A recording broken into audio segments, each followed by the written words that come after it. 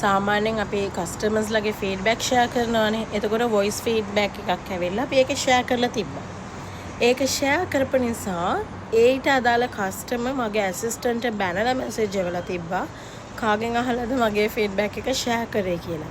මොකද එයාගේ වොයිස් එක හඳුනගෙන එයාගේ කස්ටමර්ස්ලා එයාගෙන් අහන්න පටන් ගත්තලු මේ ෆීඩ්බැක් එක ඔයාද යාරාකට යවුවේ. එතකොට ඔයාත් අපිට ඔයාගේ ප්‍රොඩක්ට් සජෙස්ට් කරනවානේ. එතකොට යාරාක ඔයා පාවිච්චි කරලා එයාට ෆීඩ්බැක් දෙද්දි කොහොමද අපි ඔයාගේ ප්‍රොඩක්ට් එක ට්‍රස්ට් කරන්නේ කියලා අහලා තිබ්බලු. අපිට දවසකට සාමාන්‍යයෙන් 100-150 පාර්සල්ස් යනවා. කස්ටමර්ස්ලා සතියේට ස්ක්‍රීන්ෂොට් විතරක් අපි 50ක් විතර ෆීඩ්බැක් අපි කලෙක්ට් කරනවා කස්ටමර්ස්ලාගේ එවන. හැබැයි ඒ එක කස්ටමර් කෙනෙක්වත් සෝෂල් මීඩියාස් වල හෝ ඉන්ස්ටා Facebook TikTok වල වැඩි කමෙන්ට් කරන්නේ නැහැ because they don't want to know they are using Yara.